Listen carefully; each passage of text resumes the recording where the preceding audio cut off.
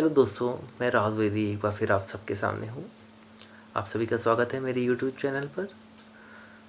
अपने एक recent video में मैंने नेवल गोडार्ड की यू आर इन बारबाडोस वाली कहानी को जितना अपनी तरफ से हो सकता था सरल से सरल शब्दों में समझाने की कोशिश की है।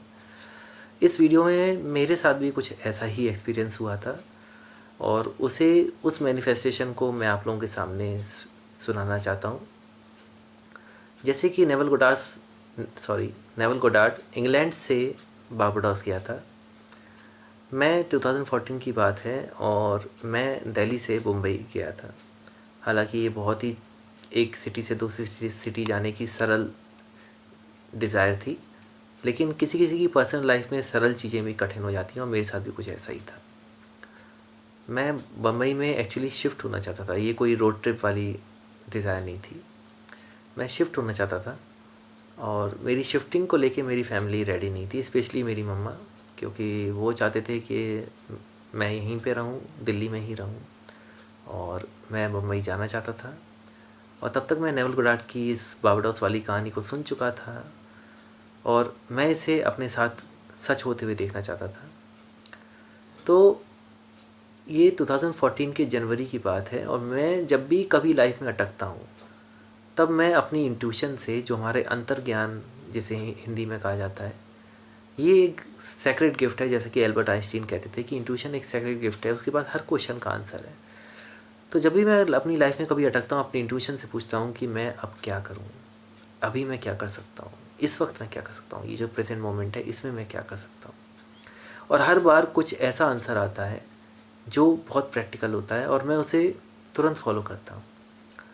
और उस वक्त भी एक बड़ा ही फ़नी और प्रैक्टिकल आंसर मेरे पास आया था कि तेरे पास वेकअप सेट मूवी पड़ी हुई है, तू उसे देख, तुझे मुंबई ही तो जाना है, मुंबई की सारी शूटिंग वेकअप सेट मूवी में हुई है, तू उस मूवी को बार बार देख और उस मूवी को एंजॉय कर, दैट्स इट। हालांकि उस टाइम ये मुझे कोई लॉजिक इसका समझ में नहीं आया, लेकिन इंट्यूशन से आया था तो मैं इसे फॉलो करना चाहता था। और प्रैक्टिकल मैं इसलिए बोल रहा हूँ क्योंकि मैं ये कर सकता हूँ। जो भी चीज़ आप कर सकते हो वो प्रैक्टिकल कही जाती है, प्रयोगात्मक। मैं इसे करना चाहता था तो मैं कर रहा था। मैं रोज़ कम से कम एक बार और हो सके तो एक से ज़्यादा बार वेकअप सेट मूवी देखता था और बस इतना ही करता था, दैट्स इट। हालांकि वो मूवी मेरी वन ऑफ द फेवरेट है। थोड़ी स्लो ज़रूर है लेकिन उसकी कहानी अच्छी है। और वो सीन जो सबसे एंड में आता है मरीन ड्राइव पे, जहाँ पे फिल्म ख़त्म होती है, वो कुछ ज़्यादा ही मेरा फेवरेट है, क्योंकि वहाँ पे फिल्म के दोनों लीड कैरेक्टर्स को अपने बारे में और एक दूसरे के बारे में एक सच्चाई पता चलती है, जिसे वो दोनों बाद में एक्सेप्ट कर लेते हैं और वहीं पे फिल्म ख़त्म हो जाती है एक खूबसूरत गाने के साथ, एक तारा वाला गाना जो है। और ये सब मुझे देख के बड़ा अच्छा लगता था और मैं बड़ा ही इमोशनल हो जाता था ये सब देख के। और वो मूवी कहीं ना कहीं, मैं एक मोमेंट के बाद ऐसा लगने लगा था कि जैसे मैं उस मूवी को सिर्फ देख नहीं रहा हूँ, कहीं ना कहीं जी रहा हूँ। मैं था दिल्ली में, मेरे बॉडी, ये शरीर दिल्ली में था, सब कुछ दिल्ली में था, लेकिन मेरी आत्मा कहीं ना कहीं मुंबई पहुँच चुकी थी।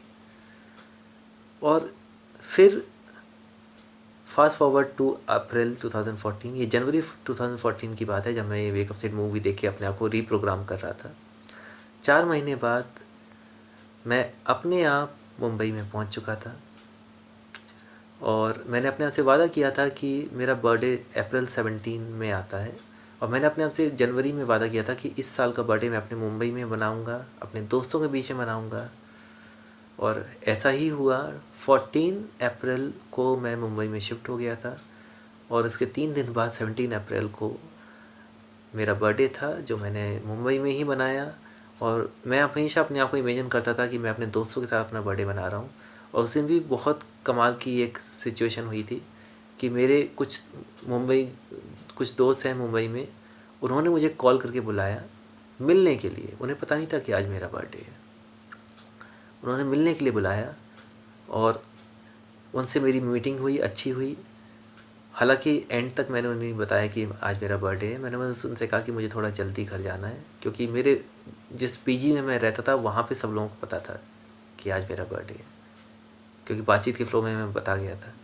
जब तक मैं घर लौटा तो देखा पीछे के सारे 11 लोगों ने, क्योंकि मैंने ऐसे ही कुछ इमेजिन किया था कि अपने दोस्तों, 1 दर्जन दोस्तों के साथ हो, तो पीजी में भी मुझे मिला के हम सब लोग 11 लोग थे।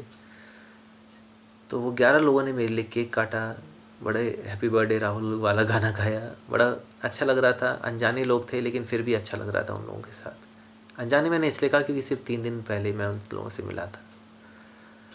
तो ये कहानी के माध्यम से मैं ये बताना चाहता हूँ कि जिस चीज़ को लेके भी, जिस विचार को लेके भी आप अपने आप को रीप्रोग्राम करते हो, उसे एक्सेप्ट कर लेते हो। रीप्रोग्रामिंग का एक ही मतलब है, उस विचार को अपने अंदर एक्सेप्ट कर लेना, स्वीकार कर लेना। तो जो विचार को आप स्वीकार कर लेते हो, एक्सेप्ट कर लेते हो कि मैं वही हूँ, मैं वही ज़िंदगी जी रहा हूँ, मुझे पास ये सब कुछ पहले से ही है। उससे फ़र्क नहीं पड़ता कि आपके आसपास का सिनेरियो क्या है, आपके घर वाले चाहते हैं या नहीं चाहते हैं, आपके बॉस चाहता है या नहीं चाहता है, या आपके पड़ोसी चाहते हैं या नहीं चाहते हैं, आपके दोस्त चाहते हैं या नहीं चाहते, या कलीग्स चाहते हैं या नहीं चाहते। इन सब चीज़ों से फ़र्क नहीं पड़ता।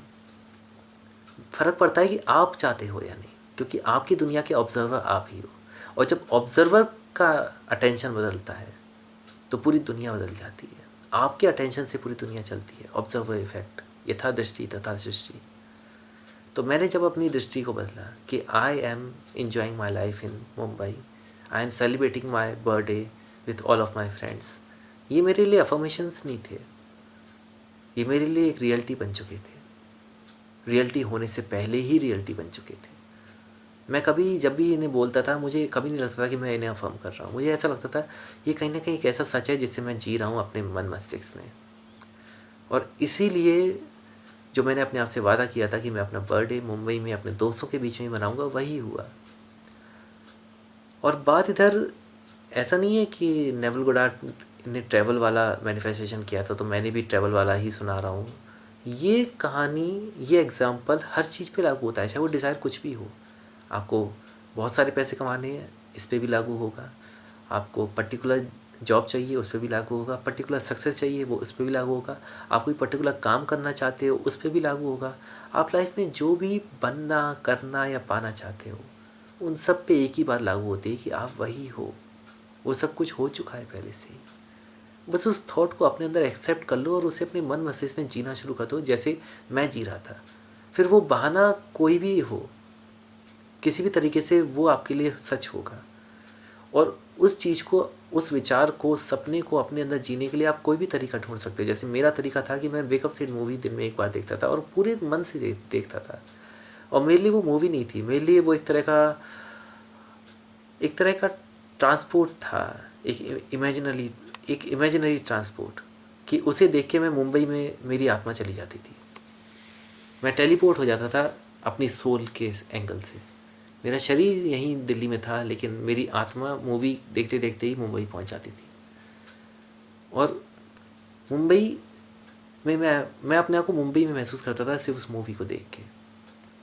शायद यही कारण है कि कुछ टाइम बाद हालात ऐसे बने मेरी लाइफ में कि मैं अपने आप अपनी बॉडी के साथ मुंबई में शिफ्ट हो गया। और जैसा मैंने वादा किया था अपने आप से कि मैं अपना बर्थडे अपने दोस्तों के बीच में मनाऊंगा, वही हुआ भी। आपके साथ भी यही सब हो सकता है। बस अपने सपने को अपने अंदर ज़िंदा रखो। डॉक्टर APJ अब्दुल कलाम, जो हमारे एक्स प्रेसिडेंट थे, उन्होंने एक बड़ी खूबसूरत बात कही थी कि सपनों में जान होती है। मैंने उन सपनों की जान को महसूस किया है। आप भी उन सपनों की जान को महसूस कर सकते हो। सपनों में उतनी ही जान होती है जितनी जान आपके अंदर है। उस सपने को अपने अंदर पनपने दीजिए। फिर एक मोमेंट के बाद वो सपना आपको गाइड करने लगता है, आपको रास्ता दिखाने लगता है, आपको बताने लगता है आपको क्या करना चाहिए। बस उसे पनपने दीजिए अपने अंदर। उस सपने को ज़िंदा रखिए, उसे जीते रहिए, किसी भी बहाने से जीते रहिए। चाहे उसकी पिक्चर बनाइए या उसकी फ़ोटो बनाइए, उसके बारे में अफर्मेशन लिखिए, उसके बारे में कहानी लिखिए, उसे थैंकफुलनेस के साथ एक्सेप्ट कीजिए, उसकी इमेजिनेशन कीजिए, उसकी विजुअलाइजेशन कीजिए। जो करना है वो करिए, लेकिन सपने को अपने अंदर ज़िंदा रखिए। सपना अगर आपके अंदर ज़िंदा रहेगा तो वो उसे अपने आप सच कर देगा, क्योंकि कोई भी सपना बाहर निकलना चाहता है। ये ठीक वैसा है जैसे कोई माँ एक बार कोई आइडिया नहीं, एक बच्चे को कंसीव कर लेती है, तो वो एक टाइम के बाद बच्चा बाहर निकलता ही है उसकी बॉडी से। उस माँ को सिर्फ एक ही चीज़ करने की ज़रूरत है कि अपने बच्चे को अपने अंदर ज़िंदा रखे। वक्त से पहले बच्चे को मार ना दे, ठीक वैसे ही हम सब कुदरत के एंगल से माँ हैं। इधर लिटरल तरीके से मत जाइएगा, थोड़ा इसे मेटाफोरिकल वे में समझने की कोशिश कीजिए, भावार्थ में, शब्दार्थ में मत पकड़ना कि आदमी लोग माँ कैसे हो सकते हैं। तो इस तरीके से मत समझिए, मेटाफोरिकल वे में समझिए कि स्पिरिचुअल एंगल से हर इंसान, चाहे वो मेल हो फीमेल हो, डजंट मैटर, लेकिन वो एक विचारों को जन्म देने वाली माँ है। और एक विचार को जब आप अपने अंदर कंसीव कर लेते हो तो वो पनपने लगता है बच्चे की तरह, और एक मोमेंट के बाद जब वो बच्चा सही रूप में आ जाता है, वो अपने आप आपके बाहर आ जाता है। आपको ये सोचने की ज़रूरत नहीं है कि मुझे कैसे पता चलेगा कि वो कितना पनप के आए या कब बाहर आएगा। उसका टाइम अपने आप आ जाएगा जब आप, और वो टाइम किस पे डिपेंड करता है, आपकी सिर्फ और सिर्फ आपकी एक्सेप्टेंस पे। जिस वक्त आप अपने सपने को अपने अंदर एक्सेप्ट कर लोगे, अपने आप वो आपके बाहर आ जाएगा।